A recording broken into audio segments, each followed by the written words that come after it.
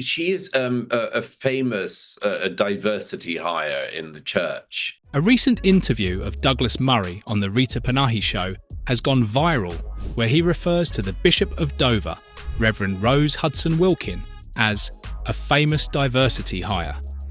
This remark has certainly ruffled a lot of feathers, especially in response to her controversial statement that France is not safe for immigrants. While Liberals have a hard time swallowing Murray's critique, it seems many ordinary people think he actually has a point this time.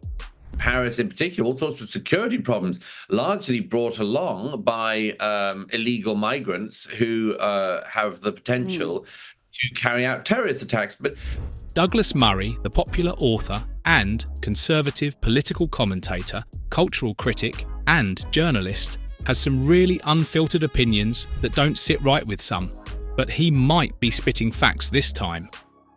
Murray has criticised the BBC for giving a platform to people like the Bishop of Dover, Reverend Rose Hudson Wilkin, who said that illegal immigrants had to cross the channel because France was not a safe country. France. It's irrational. You talk about France being a safe place. I visited a cemetery where there are people, those who have migrated there, who are dying there. Murray found her statement irrational, recalling that she also said there should be no distinction between illegal and legal migration. He referred to her as a famous diversity hire in the church, recruited by former Speaker John Bercow as his personal chaplain to signal virtue by ensuring he had someone who was both black and a woman. Murray described her as someone who advanced by accusing others of racism and sexism. One of those people whose grift is she's in the church and she tells everyone how racist they are and how sexist they are, and she makes her way up. The bishop has pulled out her racism card many times throughout her life. She had urged people to embrace being woke and not think of it as a derogatory term. She also once contended that the Church of England was still racist and sexist, and that the church needs to further embed racial justice. Black Lives Matter, many people jumped up and down and said, oh, you know, people are being woke. And by the way, I really feel so strongly when people talk about woke. She also added, those who are frightened by the authenticity of the Black Lives Matter movement want to scare us into thinking that being woke is a sin created by the people on the left.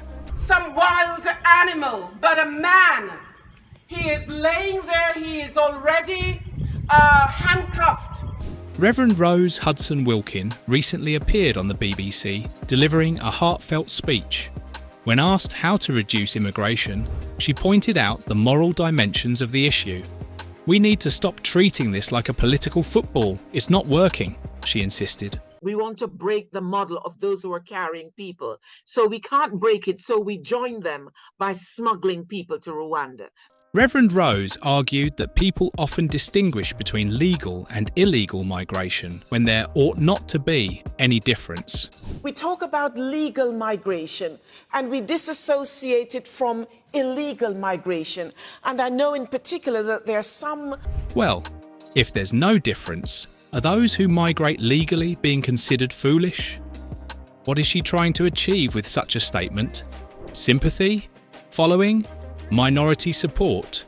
You decide. But the idea that France is and Paris is this sort of, hellhole where migrants are just sort of dying. I don't know what the conditions are that would please somebody like Bishop Rose. Now, French people know that France isn't the France it used to be after all. Large-scale illegal immigration has ruined Paris, and the future seems quite bleak if illegal migration is not dealt with properly. If 21st century France isn't good enough, and 21st century Britain definitely won't be good enough, where is good enough? The Reverend wants to address the main issue, and that is, why are people leaving their countries? Is it war? Is it to do with their families? Is it climate change? She adds, if we don't address that at its root, people are going to keep moving. She claimed that even British colonists were economic migrants once as well. We need to ask ourselves, what if that was me, coming from those countries where these people come from? As Nigel Farage from Reform UK attempted to question her, the bishop stood her ground and asserted, "This issue will persist unless we tackle its underlying causes. We cannot simply discard people. They are human beings, our brothers and sisters." However, the Reverend forgets that it is the very people we consider our brothers and sisters who have betrayed us many times. In recent years, the Conservative government has sparked concern with its proposal to deport illegal asylum seekers to Rwanda. This measure aims to decrease the influx of small boats crossing the channel, but has encountered numerous legal challenges, and no migrants have been forcibly deported under this plan so far. That's not all that has happened recently. The bishop has been making efforts to gain favour with the left by praising protesters who successfully disrupted the Home Office's attempts to move asylum seekers to the Bibi Stockholm barge in Dorset. Using words that could put her at odds with Downing Street, the Right Reverend Rose Hudson Wilkin, the former chaplain to the late Queen and the House of Commons, thanked the local people who blocked the buses. She said, "Our Lord showed compassion for the most vulnerable." She seems to forget that the very vulnerable people she's advocating for could ultimately lead to the downfall of the UK. If not now, then soon enough. Hudson Wilkin's statement came after a No 10 spokesperson labelled the protests as unacceptable. The Bishop of Dover's remarks were prompted by the Home Office's decision to abandon plans to move male asylum seekers from Margate in Kent, which falls within her diocese. The liberal left, who dominate the media, often portray these immigrants as poor refugees fleeing war and hunger. However, the reality is that most are economic migrants, not refugees. If they were truly fleeing war and hunger, you would see more women, babies, children and elderly among them. Instead, the majority are fit young men. Where are their parents, wives, sisters and children? Presumably, they left them behind to suffer. So that town is wearily accustomed to the spectre of death because of these migrant boats trying to get from France over to the UK. The statistics don't lie either. Recent research shows that 21% of immigrants living in France have been undocumented at some point in their lives. For more than a third of them, this state of administrative precariousness has lasted over 5 years.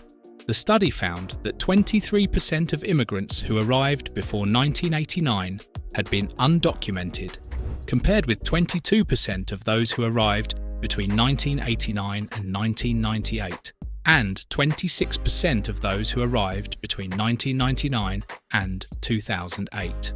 While the political right and centre have tightened the rules for regularising undocumented workers, the study reveals that the far-right theory claiming migrants choose their destination based on social benefits, quality cannot be empirically proven. Irregularity is a structural fact in the administrative management of immigrant residency, and this has remained consistent regardless of the various governments' regularisation measures. According to Europol's official data, France has experienced more jihadist attacks than any other European Union member since 2014, when the Islamic State, IS, established its self-proclaimed caliphate in Iraq and Syria. Nearly 300 French citizens have lost their lives in these attacks. Let's not forget Brahim Aouissaoui and his actions upon entering France. After arriving on a migrant boat at Italy's Lampedusa island in September, the 21-year-old Tunisian travelled over 1,000 miles to reach the French city of Nice, where he carried out a terror attack at a church. Aouissaoui fatally stabbed 3 people in late October before being shot and apprehended by French police. While the motive behind Aouissaoui's alleged attack on France remains unclear to the public, terrorism experts assert that the country has become the primary target for radical Islamists in Europe in recent years. In his book, The Strange Death of Europe, Murray argued that a post-Christian Europe has lost its identity. He contended that the current liberal consensus hinges on discussions about rights, yet these rights, he believes, cannot exist without being guaranteed by a God who acknowledges the sacredness of individual life. Some might call this viewpoint xenophobic or see it as an endorsement of gentrification, but statistics and evidence paint a different picture. France is in a compromised situation, and nobody can deny this statement. Given some of the things that France has gone through in recent years, some of which I write about in the book, multiple really terrible terrorist attacks and assassinations and so on, I can see why they are getting nervous. Disappointment of the last 14 years has been that civil society has failed, that we can't do the things to the Islamists that we would do, as I referred to the neo-Nazis. We also can't easily forget the gruesome beheading of French schoolteacher Samuel Paty, who was murdered by an Islamist militant for showing cartoons of the Prophet Muhammad in a class on freedom of expression. The killer, Anzorov, had no connection to Paty or the school. He travelled from his home in Normandy to kill the teacher after watching a video posted by a pupil's father, who was outraged that Paty had shown students images of the Prophet of Islam in a civics class. Paty had been teaching about freedom of expression, emphasising that students could choose not to look at the cartoons if they were offended. The pupil in question lied to her father before he posted the video on YouTube and Facebook. She had been suspended from school for truancy the day before Paty showed the cartoons and was not present in the class. She falsely told her father that the school had disciplined her for protesting against a request by Paty that Muslim students identify themselves, a request that Paty never made.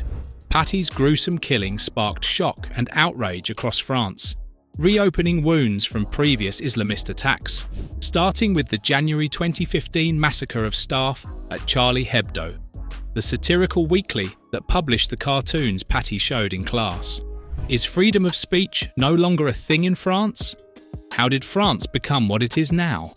Why is there a security concern for the 2024 Olympics? We all know the answer, and so does Douglas Murray. Dodge all accusations of bigotry. It's preposterous, of course, but I'm hoping that the grift of these sorts of figures is up quite soon. It's high time.